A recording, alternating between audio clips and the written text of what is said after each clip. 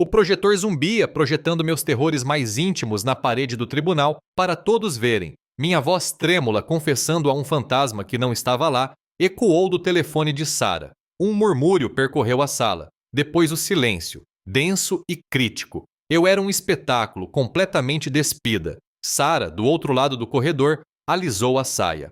Ele é claramente inapto, afirmou com a voz calma, quase clínica. As luzes fluorescentes do centro médico do exército Walter Reed zumbiam sobre a cama de Mark Jensen, um zumbido constante e baixo que substituía o ruído distante dos rotores ao qual ele se acostumara. Sua perna esquerda, reconstruída com titânio e muita determinação, pesava sob o lençol, uma dor permanente no quadril. Uma medalha coração púrpura, emoldurada ao lado da cama, era mais uma lembrança de sua terceira missão no Afeganistão, uma missão que terminou com poeira e estilhaços em Kandahar. O sono não oferecia uma fuga verdadeira.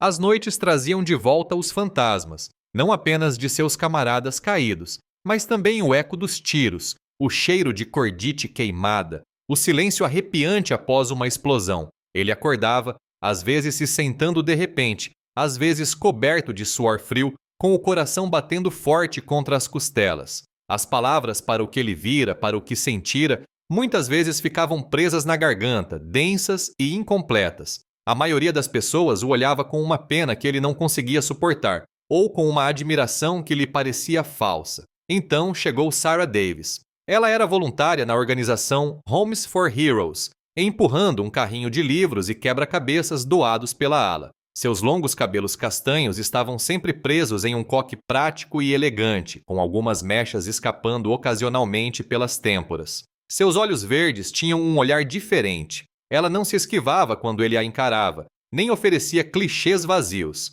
Ela apenas ouvia.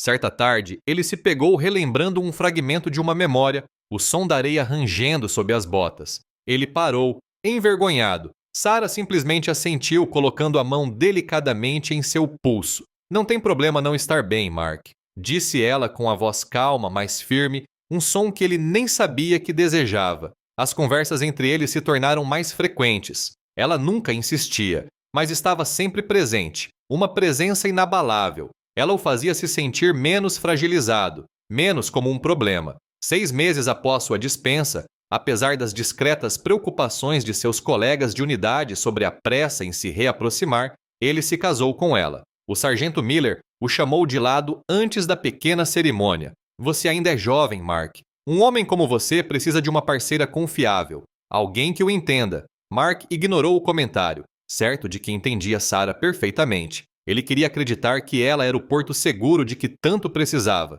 Eles encontraram uma pequena casa de aluguel com 2 quartos nos arredores de Fort Benning, na Geórgia. O ar estava denso de umidade, bem diferente dos invernos secos do meio-oeste de sua juventude. Mark aceitou um cargo de instrutor na base, ensinando táticas a recrutas novatos. Chega de missões. Chega de acordar com a ameaça de artefatos explosivos improvisados. Ele pensou que a mudança de cenário, a rotina da vida civil, acalmaria a estática em sua cabeça. Não adiantou. Os pesadelos persistiram, às vezes intensificando-se. Ele se debatia, chutava, às vezes até gritava enquanto dormia. Certa manhã, o braço esquerdo de Sarah apresentava uma leve marca roxa, logo acima do cotovelo. Ele não tinha feito por mal. Acordou enrolado nos lençóis, o corpo rígido, o suor grudando o cabelo na testa. Sarah simplesmente disse: "Está tudo bem, Mark, foi só um pesadelo." Naquele dia, ela cobriu a marca com uma blusa de mangas compridas. Então, ela começou a usar um pequeno gravador digital. "É para o meu trabalho, Mark", explicou ela certa noite enquanto seus dedos brincavam com o aparelho. Para conscientização sobre o transtorno de estresse pós-traumático, TEPT. Suas histórias, suas experiências podem ajudar muitos veteranos a entender que não estão sozinhos. Ele acreditou nela. Sentou-se no sofá florido e gasto da sala de estar, falando no pequeno microfone, relatando os fragmentos de sua memória, o medo, a raiva, as repentinas descargas de adrenalina que ainda faziam suas mãos tremerem. Falou sobre o som dos helicópteros, a poeira, os rostos dos homens que não conseguiu salvar. Pensou que estava se abrindo, confiando a ela suas feridas mais profundas. Ele não percebia com que frequência ela pegava o celular, quando ele estava no fundo do poço, quando ele estava sentado no chão, na penumbra do amanhecer, com o olhar perdido, sentindo a ansiedade se alastrar, ou quando suas mãos tremiam tanto que ele não conseguia segurar uma xícara de café. Ela tirava uma foto rápida, com o flash desligado, o clique quase inaudível, desgrenhado, com o olhar vago, perdido, fotos que ele nunca via. Ele apenas continuava falando, desabafando sobre seus destroços, convencido de que ela era a única que poderia ajudá-lo a se reconstruir. Numa noite de abril, a chuva caía torrencialmente, tamborilando num ritmo implacável no telhado fino da casa alugada. O trovão ribombava, não como um murmúrio distante, mas como estalos secos e concussivos que vibravam pelo assoalho, lembrando Mark demais de outra coisa. Ele tentava ler, as palavras embaçadas na página. De repente, a porta da frente se abriu com um estrondo, deixando entrar uma rajada de vento úmido e um jato de água fria. Sarah entrou cambaleando, as roupas grudadas no corpo, os cabelos escapando do coque e colados no rosto. Seu peito subia e descia e seus olhos estavam arregalados, percorrendo a pequena sala de estar. "Eles estão vindo atrás de você, Mark!" Ela gritou, a voz um sussurro rouco, mal audível em meio à tempestade. Ela se encostou na porta tentando trancá-la às apalpadelas. Suas mãos tremiam. Mark deixou cair o livro, o baque alto no silêncio repentino que se seguiu ao último trovão. Seu coração disparou, uma onda familiar de adrenalina. "Quem? Do que você está falando?" Ele começou a se levantar, seus instintos se sobrepondo à claudicação na perna esquerda. "Operação Shadowfall", ela disse com a voz embargada, quase engasgando. O nome o atingiu como um golpe físico, mais frio que a chuva que ainda escorria de seus cabelos. Ele conhecia aquele nome, uma operação secreta, no fundo de um vale sem nome, uma missão que assombrava seus piores pesadelos. Sua mão, sem pensar, disparou para o criado mudo onde guardava seu revólver calibre .45. O aço frio lhe pareceu familiar, reconfortante. "E daí?" perguntou ele, com a voz embargada, o olhar fixo nela. Ela se afastou da porta, enxugando o rosto molhado com a mão. "Houve um vazamento. Algo sobre desclassificação, pessoas, sobreviventes do complexo descobriram. Estão vindo atrás de todos os envolvidos. De você." Seus olhos estavam desesperados, suplicantes. "Eles querem vingança." Um frio pavor o invadiu, uma sensação incômoda que lhe revirou o estômago. Era o tipo de coisa sobre a qual nos alertavam nos relatórios de inteligência. As pontas soltas, as pessoas que escapavam. Ele apertou a pistola com força, os nós dos dedos brancos. "Como você sabe disso?" Eu ouvi algumas coisas", ela gaguejou. "Dos meus contatos, sobre a pesquisa de PTSD. Eles têm fontes. Confia em mim, Mark. Precisamos fazer você desaparecer, fazer com que pensem que você está morto. É o único jeito de pará-los." Sua voz tinha uma estranha urgência, uma convicção que dissipou sua confusão. O plano se desenrolou rápido demais, sem problemas demais para algo tão repentino. Sarah tinha tudo pronto. Documentos falsos surgiram de um bolso escondido em sua bolsa. Carteiras de motorista, cartões do seguro social, até mesmo uma nova conta bancária. Ela já havia localizado uma cabana remota, disse, no norte de Montana, no meio das montanhas, um lugar tão isolado que nem apareceria na maioria dos mapas. Ele assumiria um novo nome, uma nova história, um fantasma. "Vamos dizer que você entrou na floresta", explicou ela, com a voz mais calma agora, quase ensaiada. Ela tirou uma foto desbotada dele da época em que estava internado no Walter Ridge, desgrenhado e magro, tirada depois de uma noite particularmente ruim, atormentado pelos seus demônios. Você pegou sua pistola e simplesmente continuou andando, nunca mais voltou. Era uma história que, dadas as suas lutas recentes, seria fácil demais de acreditar. Uma narrativa que ela vinha construindo cuidadosamente há meses. Naquela noite, dirigiram para o norte, sob a chuva, passando por cidades silenciosas e campos escuros. Mark a observava constantemente, tentando decifrar sua expressão, mas seu rosto estava impassível, indecifrável. O mundo lá fora era um borrão. Horas depois, bem depois da meia-noite, pararam em um posto de gasolina deserto na I-85. O ar estava denso com o cheiro de diesel e café velho. Alguns caminhões estavam parados com os motores roncando suavemente. "É isso aí", disse ela, a voz quase um sussurro. Estendeu a mão por cima do console. tremendo levemente enquanto pressionava um celular descartável pré-pago barato na palma da mão dele. O plástico estava frio contra a pele dele. Não me ligue, não tente me encontrar. É muito perigoso para nós dois, principalmente para você. Lágrimas brotaram em seus olhos, embaçando o brilho forte e fluorescente das luzes do posto de gasolina. Uma delas traçou um rastro limpo em sua bochecha borrada. Ele a observou partir, uma estranha caminhando para a escuridão úmida, deixando-o sozinho com um novo nome e uma história arrepiante. Durante 3 meses, Mark viveu como Mike na pequena cabana rústica, escondida no meio da natureza selvagem de Montana.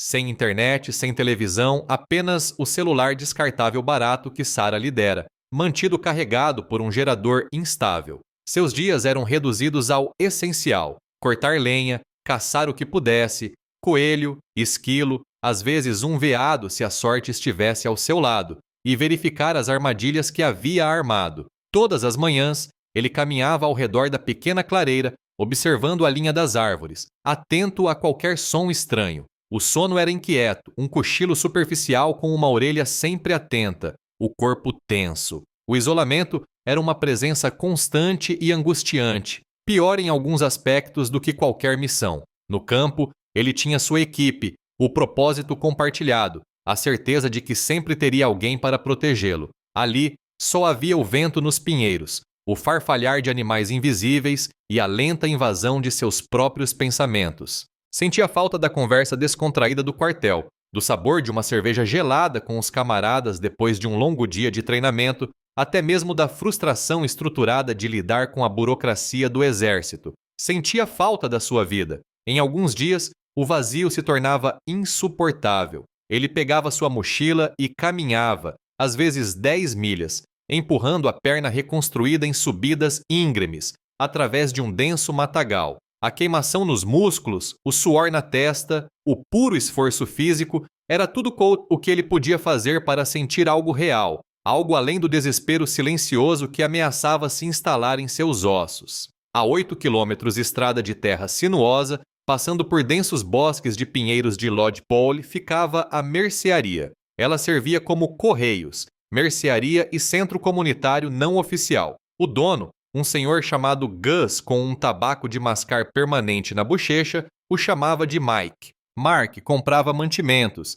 farinha, café, algumas latas de sopa, e cumprimentava brevemente os poucos moradores locais que às vezes se reuniam perto do fogão a lenha. Ele era o homem quieto e reservado, aquele que se mantinha na sua. Ninguém fazia muitas perguntas, e ele não dava respostas. Era assim que ele gostava. Então, o inverno chegou, mais cedo e com mais brutalidade do que os moradores locais haviam previsto. Quase 1 metro de neve caiu na primeira semana de novembro, cobrindo as montanhas com um branco pesado e implacável. As temperaturas despencaram, cortando a pele exposta e penetrando nas paredes finas da cabana. A dor no quadril esquerdo, uma lembrança fantasma da ferida de Kandahar, intensificou-se. Uma pulsação constante que acompanhava a queda da temperatura. O fogão a lenha, alimentado incessantemente com os troncos que ele passara semanas rachando, mal conseguia afastar o frio, deixando bolsões gelados em todos os cantos.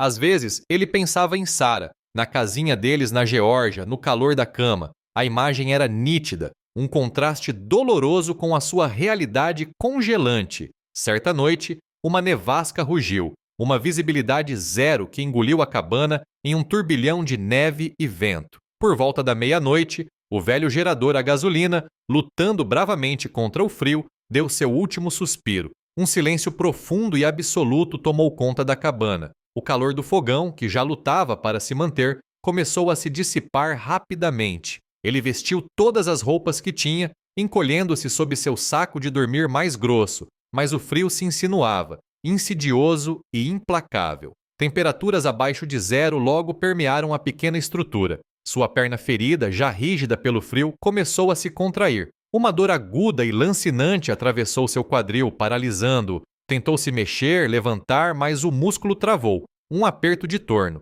Ficou ali deitado, tremendo, o frio roubando a sensibilidade de suas extremidades. O pensamento lhe veio claro e nítido de que era isso. Morrer sozinho, congelando em uma cabana esquecida nas montanhas. Seu desaparecimento perfeito, consumado. O celular descartável, apertado em sua mão dormente, emitiu um último bip fraco. O indicador de bateria apagou. A pequena tela ficou preta. Seu último elo com Sarah, com qualquer esperança do mundo exterior, havia desaparecido. A nevasca finalmente parou. Mark levou 3 dias para que a cabana aquecesse o suficiente e sua perna aliviasse, antes de conseguir fazer a caminhada até a cidade. Cada passo era uma dor surda, um lembrete constante da dor e do frio. Ele foi direto para a loja de conveniência do Gus, comprou um celular descartável novo, idêntico ao anterior, e algumas pilhas baratas. Passou o chip do celular antigo para o novo, torcendo para que o número que Sarah havia programado ainda fosse válido.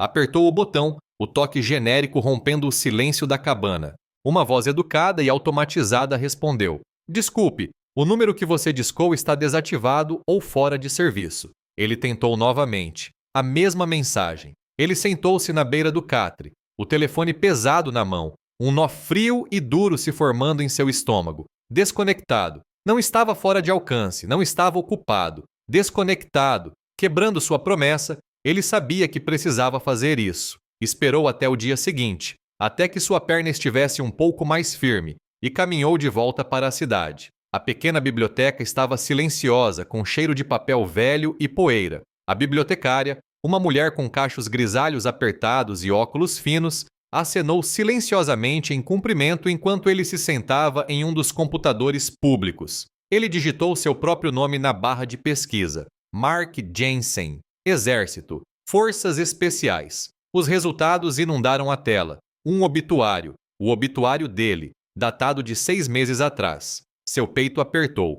Havia fotos, um funeral militar solene, uma guarda de honra uniformizada, uma bandeira americana perfeitamente dobrada entregue a Sarah, que vestia um vestido preto austero, o rosto marcado pela dor, a salva de 21 tiros que ele nunca ouviu, as notas melancólicas do toque de silêncio que ele nunca presenciou. Estava tudo ali, exposto para o mundo ver. Ele leu o elogio fúnebre, uma narrativa cuidadosamente elaborada de um soldado corajoso, um marido amoroso, perdido para as feridas invisíveis da guerra. Ele clicou nos artigos relacionados. Sarah Davis, a viúva enlutada. Ela estava em todo lugar, em programas matinais de entrevistas, seus olhos brilhando com lágrimas não derramadas, falando sobre o fardo do PTSD, transtorno de estresse pós-traumático, nas famílias de militares. Em manifestações de veteranos, sua voz forte e clara, clamando por mais verbas, mais apoio. Depondo perante uma comissão do Congresso, uma defensora serena e eloquente, seus longos cabelos castanhos agora perfeitamente penteados, não o coque desarrumado de que ele se lembrava. Ela falou com eloquência sobre seu marido, Mark, que havia retornado da guerra um homem mudado, assombrado pelo que vira, sucumbindo, por fim, ao trauma. Ela lhe havia criado uma fundação em nome dele, a Fundação Mark Jensen para a Saúde Mental dos Veteranos. As doações chegavam em grande quantidade. Ele via fotos dela apertando as mãos de senadores, celebridades e oficiais militares de alta patente. A morte dele não a havia deixado apenas viúva. Ela havia se tornado uma estrela nacional, uma defensora querida, proclamavam as manchetes, um farol de esperança para famílias militares em dificuldades. Ele encarou a tela, uma estranha mistura de emoções o invadindo. Tentou racionalizar. Talvez fosse a maneira dela de protegê-lo, de garantir que os caçadores não o procurassem. Ela estava fazendo um bom trabalho, conscientizando as pessoas. Talvez seu sacrifício, seu desaparecimento, valesse a pena se ajudasse outros soldados. Tentou acreditar nisso, afastar a dúvida que o invadia. Então ele viu outra foto, um evento de gala para a fundação. Sarah, radiante em um vestido brilhante, ao lado de um homem que ele conhecia, Robert Thompson, seu antigo comandante de unidade, Coronel Thompson, que o havia informado pessoalmente sobre a Operação Shadowfall. Thompson sorria, um sorriso tranquilo, quase amigável, com a mão no braço de Sarah. Ele parecia calmo demais, relaxado demais, para um homem cujo operador supostamente estava sendo caçado por terroristas vingativos. Parecia um homem que sabia perfeitamente onde seu operador estava e que ele estava completamente a salvo de qualquer ameaça. Um frio e nauseante pavor se instalou no estômago de Mark, mais frio que qualquer inverno de Montana. Não era só Sarah. Thompson estava envolvido. Em tudo. O vazamento da Operação Shadowfall, os caçadores, a necessidade urgente de desaparecer, era uma farsa, uma mentira cuidadosamente construída. Ele tinha sido enganado. O zumbido fluorescente da biblioteca era o único som enquanto Mark encarava a tela. A imagem de seu funeral, uma verdade fria e dura. A verdade o atingiu, não com uma onda de raiva, mas com uma clareza lenta e arrepiante. Sarah não apenas havia lamentado, ela havia se aproveitado da situação. A morte dele foi o ponto de partida para ela. Ele fechou o navegador, afastando-se da mesa, a dor no quadril momentaneamente esquecida. Ele passou as semanas seguintes fazendo movimentos cuidadosos e calculados. Não podia arriscar contato direto, não como um homem oficialmente morto. Mas ele tinha uma rede de contatos, antigas conexões de seus tempos nas forças especiais, homens que lhe deviam favores ou a quem ele devia. Usando celulares descartáveis e aplicativos de mensagens criptografadas, ele enviava solicitações discretas. Perguntava sobre qualquer conversa, qualquer informação, qualquer coisa sobre a Operação Shadowfall estar comprometida. Perguntava se havia algum boato sobre recompensas por soldados americanos, alguma ameaça específica da região que Sarah havia mencionado. As respostas, quando chegaram, foram unânimes. Nada. Nem um sussurro. Sem vazamentos, sem recompensas, sem informações que sugerissem uma ameaça. A Operação Shadowfall permanecia tão secreta quanto sempre, seus segredos firmemente guardados. O frio pavor em seu estômago se transformou em uma certeza inabalável. Não havia ameaça, nenhum sobrevivente vingativo, nenhum motivo para ele desaparecer. Sarah havia inventado tudo. Sua falsa morte, a cabana isolada, o terror com o qual convivera por meses, tudo era uma encenação calculada, planejada para abrir caminho para ela.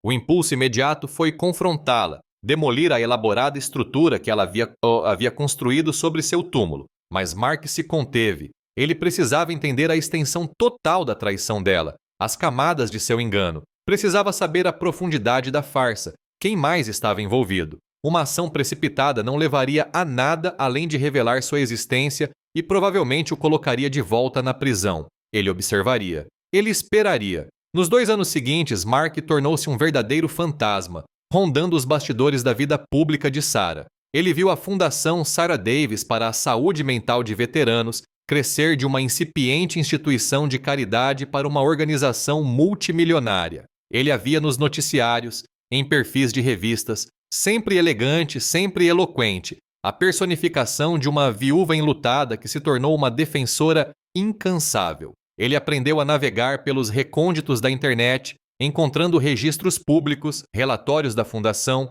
declarações financeiras. O dinheiro entrava, livre de impostos, e uma parte significativa saía, nem sempre diretamente para serviços a veteranos, mas para salários, para atividades de lobby, para uma equipe crescente. Durante esse tempo, ele mudou deliberadamente sua aparência, deixou o cabelo crescer e depois o tingiu com um kit de tintura barato que comprou em uma loja de descontos. Uma barba espessa e grisalha cobria os ângulos finos de seu queixo, envelhecendo-o e tornando-o comum. Ele praticava andar sem mancar, forçando sua perna reconstruída a obedecer, misturando-se à multidão anônima. Adotou uma nova identidade, um novo nome, uma nova história para quem quisesse perguntar. Encontrou trabalho como consultor de segurança, pago em dinheiro vivo, viajando com frequência e mantendo-se o mais discreto possível. Ele acabou se estabelecendo em Chicago, atraído pelo anonimato de uma grande cidade e por sua atmosfera típica do meio oeste,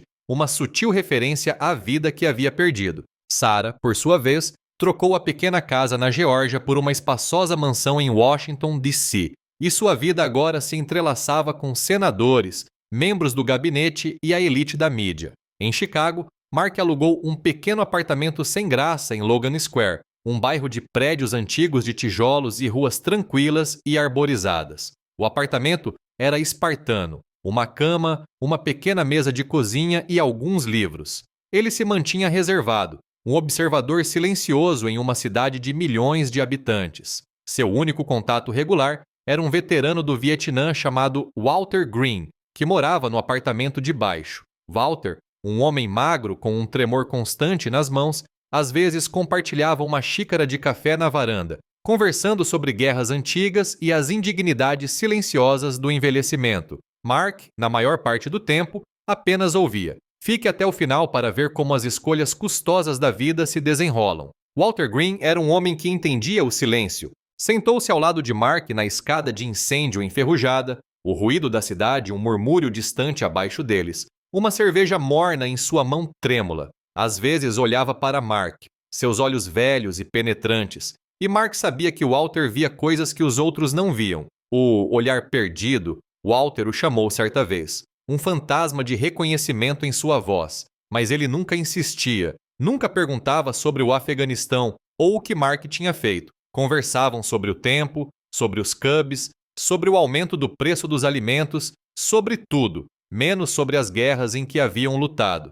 Eles acham que a parte difícil é a luta, refletiu Walter numa noite quente, observando o último raio de sol desaparecer atrás dos telhados. Todo o barulho, a adrenalina, o medo, mas não é. A parte difícil é voltar para casa, ou tentar. Ele tomou um longo gole de cerveja. É aí que você realmente se quebra, não é? Quando a luta acaba e você tem que simplesmente se encaixar de novo. E Mark não respondeu, apenas assentiu, as palavras o atingindo em cheio. Ele se sentia como um fantasma, suspenso no limbo. Não era Mark Jensen, o operador das forças especiais, nem exatamente o Mike ou o David Harrington, que agora fingia ser. Apenas um vazio entre os dois. Seu trabalho como consultor de segurança o mantinha bastante ocupado durante o dia. Era um trabalho bom e honesto. Aconselhar pequenas empresas sobre avaliações de vulnerabilidade, instalar sistemas de vigilância, realizar verificações de antecedentes. Pagava as contas em dinheiro vivo e o mantinha fora do radar. Mas seu verdadeiro trabalho, sua obsessão meticulosa, começava depois do expediente. Ele havia montado uma rede digital de vigilância, uma sofisticada teia de alertas e ferramentas de mineração de dados. Cada menção ao nome de Sarah, cada comunicado de imprensa da Fundação Sarah Davis, cada declaração financeira, cada postagem em redes sociais, tudo convergia para seu improvisado centro de comando em seu pequeno apartamento. Ele estudava sua persona pública, a imagem cuidadosamente construída da viúva enlutada, que se tornou uma defensora incansável. Assistia às suas entrevistas, analisando suas expressões, as pausas calculadas, o brilho em seus olhos que agora parecia menos empatia genuína e mais uma atuação ensaiada. Quanto mais ele investigava, mais clara a situação se tornava. A ambição de Sarah, descobriu ele, não era recente. Os registros mostravam um histórico de envolvimento em organizações sem fins lucrativos menores e menos bem-sucedidas. Um padrão de iniciar projetos e depois abandoná-los quando não conseguiam prosperar. Havia indícios de mudanças de carreira cuidadosamente planejadas. Uma busca incessante por influência e reconhecimento que parecia ser anterior ao casamento. Ela não havia se envolvido com o ativismo por acaso. Ela o havia orquestrado. As inconsistências financeiras da fundação foram as mais condenatórias. Milhões de dólares entravam ostensivamente para programas de apoio a veteranos, mas o fluxo de saída era frequentemente obscuro. Gastos extravagantes com custos administrativos, despesas de viagem inflacionadas, consultores caros que pareciam realizar pouco trabalho de fato. Ele encontrou evidências de empresas de fachada, registradas em endereços postais obscuros, recebendo grandes pagamentos da fundação. Essas empresas, após uma investigação mais aprofundada, frequentemente levavam a indivíduos com conexões vagas e indiretas com a própria Sarah ou com sua família. Ficou claro que os fundos estavam sendo desviados, redirecionados para enriquecimento pessoal, disfarçados dentro da estrutura legítima de uma instituição de caridade. A extensão da manipulação dela tornou-se assustadoramente clara, nítida e implacável. O trauma dele, os pesadelos, o sofrimento real, não era para gerar conscientização, não era para ajudar outros veteranos. Era a base, a matéria-prima, a narrativa convincente que ela precisava para construir seu império. Ele não era um marido que ela amou e perdeu. Era um herói trágico, um mártir cuja história ela poderia explorar. As peças se encaixaram, formando um mosaico de traição fria e calculada. Ele não passara de um degrau. Com a verdade revelada, o foco de Mark mudou da descoberta para a documentação sistemática. Ele passou incontáveis horas em seu pequeno apartamento, o brilho da tela do computador iluminando seu rosto concentrado. Cada prova, os obscuros relatórios financeiros da fundação, os registros da empresa de fachada, as discrepâncias entre as declarações públicas de Sarah e suas ações privadas, foi meticulosamente catalogada. Ele cruzou datas, seguiu rastros de dinheiro e construiu um caso condenatório de fraude financeira. Simultaneamente, compilou as evidências de sua própria morte forjada, seu obituário, as entrevistas de Sarah, o fato de que a operação Shadowfall nunca foi comprometida e a fotografia incriminadora de Robert Thompson, seu antigo comandante, sorrindo ao lado de Sarah. Operando em sua profunda identidade secreta, Mark começou a entrar em contato. Ele usou canais seguros e anônimos para contatar um grupo seleto de advogados conhecidos por seu trabalho em crimes de colarinho branco e alguns jornalistas investigativos com reputação de integridade e tenacidade. Ele lhes forneceu informações tentadoras, o suficiente para despertar o interesse, mas nunca o bastante para se expor prematuramente. Ele era um mestre das sombras, orquestrando o terreno para a queda de Sarah sem revelar sua própria existência. Uma tensão moral silenciosa o corroía por dentro. Ele sabia que expor Sarah inevitavelmente destruiria a base que ela havia construído. Apesar de sua essência fraudulenta, a Fundação Mark Jensen fez fazer o bem. Uma porcentagem do dinheiro, por menor que fosse, realmente ajudava veteranos, financiando alguns programas de terapia e oferecendo algum auxílio emergencial. Ele se debateu com a ideia de destruir esses esforços legítimos, esses pequenos atos de ajuda genuína. Mas a magnitude do enriquecimento pessoal dela, a maneira insensível com que ela explorou a morte dele e o trauma de inúmeros soldados para seu próprio benefício superou sua hesitação. A fraude era muito grave, a traição muito profunda. Ele começou a elaborar seu plano mestre, uma revelação cuidadosamente coreografada. Tinha que ser pública, inegável e em um momento em que a plataforma de Sarah estivesse no auge. Ele soube de um prestigioso baile de gala para veteranos, um evento de gala em Washington, D.C., onde Sarah receberia um prêmio nacional por seu trabalho de defesa de direitos. Era o palco perfeito. Usando sua nova identidade e os consideráveis recursos que havia discretamente acumulado com seu trabalho como consultor de segurança, ele conseguiu um convite. Fez-se passar por um doador rico e anônimo, um filantropo recluso interessado em apoiar causas de veteranos. O convite chegou, em relevo e oficial, um bilhete de papelão grosso para a sua ruína. Nas semanas que antecederam o baile de gala, Mark se preparou com a mesma intensidade que outrora demonstrara em um briefing de missão. Praticou sua caminhada, esforçando-se conscientemente para eliminar o leve manquejar que às vezes reaparecia com o cansaço. Trabalhou em sua postura, na maneira como se portaria. Confiante, controlado, inflexível. Observou seu reflexo, estudando o rosto no espelho, a nova barba, o cabelo mais escuro, certificando-se de que nenhum vestígio do Mark Jensen que ela havia enterrado permanecesse. Seu olhar teria que ser firme quando seus olhos finalmente se encontrassem. Ele garantiu que as figuras-chave estivessem presentes. Os advogados que havia instruído, os jornalistas investigativos a quem havia fornecido informações, ele assegurou que estariam presentes, convidados de outros doadores anônimos, prontos para testemunhar o espetáculo. Preparou uma declaração concisa, algumas frases condenatórias que romperiam com o glamour e exporiam a verdade. Tinha cópias impressas de sua prova irrefutável, um dossiê cuidadosamente encadernado, pronto para desferir o golpe final e devastador. O peso de sua identidade perdida, os 2 anos vivendo como um fantasma, o confronto iminente, tudo isso o oprimia. Mas sua determinação era inabalável. Não se tratava apenas de vingança, tratava-se de recuperar a si mesmo, de fazer justiça pela mentira que ela tão habilmente tecera. O salão de baile do Grand Hyatt era uma sinfonia de conversas sussurradas, tilintar de taças e o brilho suave dos lustres. Naquela noite, Sarah Davis era a estrela, radiante em um vestido verde esmeralda que cintilava sob as luzes do palco. Ela estava no pódio com um prêmio emoldurado ao seu lado, aguardando a entrega, quando proferiu seu discurso de agradecimento com a graça e a prática de uma oradora experiente. Sua voz, suave e confiante, ecoou pelo salão, falando dos fardos invisíveis da guerra, dos sacrifícios feitos, de seu amado marido Mark que não suportou o peso do que viu. Seus olhos brilhavam com o que parecia ser uma tristeza genuína, uma leve hesitação na garganta, habilmente calculada. A plateia, uma mistura de dignitários,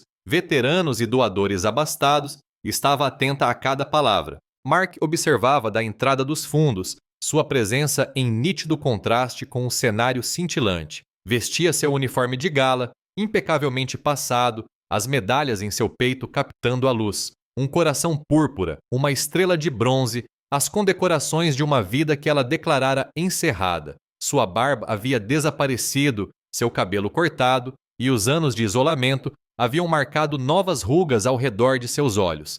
Mas seu olhar permanecia inabalável. Caminhou lenta e deliberadamente para dentro do salão de banquetes, um espectro silencioso e vivo. Cabeças começaram a se virar, uma onda de inquietação percorrendo a multidão. Ele as ignorou, seu foco singular. Ele a viu então, lá em cima no palco, seu perfil iluminado. Continuou caminhando, o som abafado de seus sapatos sociais lustrados no tapete espesso, um contraponto quase inaudível às suas palavras fluentes. Sentiu o peso frio do dossiê no bolso interno do paletó, a verdade irrefutável. Quando seus olhares finalmente se encontraram do outro lado da sala lotada, a distância entre eles pareceu um abismo. Ele viu o lampejo de reconhecimento, depois a descrença, e então o terror puro e absoluto em seus olhos. Era como assistir a um filme quadro a quadro. Sua boca, no meio da palavra, congelou. Sua postura confiante enrijeceu. Um suspiro coletivo, primeiro suave, depois mais alto, percorreu a plateia. O rosto de Sarah, que um instante antes irradiava luz, empalideceu, tornando-se pálido como acinzentado. Ela agarrou o peito com a mão tremendo. Sua fachada pública, construída com tanto cuidado ao longo de 2 anos, desmoronou. Seus joelhos cederam e ela caiu para a frente, desabando no palco com um baque surdo, surpreendentemente alto no silêncio repentino e atônito. O salão irrompeu em murmúrios e gritos. As pessoas se levantaram de suas mesas. Algumas correram em direção ao palco. Paramédicos uniformizados, discretamente posicionados para um evento de tamanha importância, avançaram, abrindo caminho em meio à confusão para chegar até Sarah. Mark permaneceu de pé, permitindo que o choque se espalhasse, permitindo que a cena se desenrolasse. Ele era uma acusação silenciosa, sua presença suficiente para destruir o mundo dela. Então, ele deu mais um passo à frente. Sua voz, clara e ressonante, cortou o clamor crescente, amplificada pelo silêncio repentino que se fez quando as pessoas se voltaram para ele. "Meu nome é Mark Jensen", declarou, suas palavras ecoando pelo teto alto. "E eu não estou morto." Ele enfiou a mão no bolso do paletó, tirou o dossiê e o ergueu. "Meu desaparecimento, minha suposta morte, foi uma mentira calculada. Uma fraude elaborada, orquestrada por Sarah Davis para construir seu império." Ele viu os rostos dos jornalistas investigativos que havia alertado, os olhos arregalados, os gravadores já em punho. Os advogados que ele havia contatado assentiram quase imperceptivelmente. Os flashes das câmeras começaram a disparar. Uma luz branca ofuscante que preencheu o salão.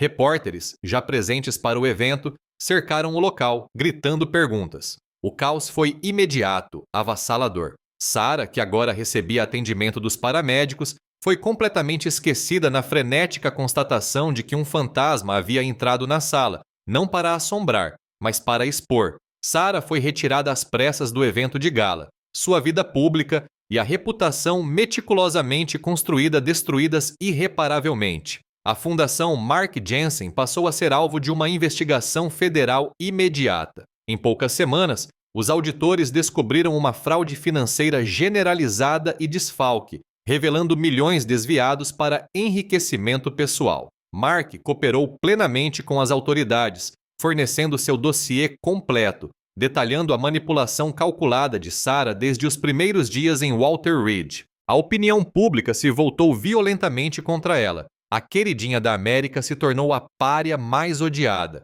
Ela enfrentou múltiplas acusações criminais, sua elaborada teia de mentiras se desfazendo em detalhes públicos excruciantes. Mark, agora livre da invisibilidade, lutou com sua recém-adquirida visibilidade, iniciando o árduo processo de recuperar sua identidade. Ele falou com a imprensa, abertamente sobre seu transtorno de estresse pós-traumático, TEPT, e a profunda e calculada traição que sofreu. Sua história se tornou um alerta, provocando discussões difíceis sobre ética, ambição e o verdadeiro preço da desonestidade. Ele começou a fazer terapia, confrontando o trauma de sua falsa morte e a traição de Sarah, buscando uma cura genuína. Encontrou um novo propósito, talvez trabalhando discretamente com organizações honestas de veteranos, construindo lentamente uma vida real, finalmente em paz. O caos no baile de gala se dissipou, dando lugar a uma sombria clareza. Sarah foi de fato levada às pressas para o hospital, sua carreira e reputação imaculada desmoronando no instante em que pronunciei meu nome. A fundação, seu império multimilionário construído sobre minha morte forjada, foi imediatamente colocada sob investigação federal. Não demorou muito para que os auditores descobrissem a fraude e o desfalque generalizados, confirmando todas as minhas suspeitas que eu havia cuidadosamente documentado. Cooperei plenamente com as autoridades, fornecendo um relato completo de sua manipulação, desde nossos primeiros encontros em Walter Reed até a encenação calculada do meu desaparecimento. A opinião pública, antes adoradora, voltou-se brutalmente contra Sarah, transformando a de querida defensora da América em pária. Ela enfrentou acusações criminais, e sua teia de mentiras foi desvendada em detalhes públicos e excruciantes. Já não sendo mais um fantasma, aos poucos fui lidando com minha nova e indesejada visibilidade, aprendendo a navegar pelo mundo como um homem que retornou dos mortos. Falei com a imprensa, honestamente, sobre meu transtorno de estresse pós-traumático e a profunda traição que sofri. Minha história se tornou um alerta, um lembrete contundente do verdadeiro preço da ambição e da desonestidade. Comecei a terapia, um processo longo e difícil para superar o trauma da minha falsa morte e da traição de Sarah. Lentamente, com muito esforço, comecei a construir uma vida real, talvez até encontrando um novo propósito trabalhando com organizações honestas de veteranos. Não houve um grande triunfo, apenas o trabalho silencioso e constante de me reconstruir, um passo firme de cada vez.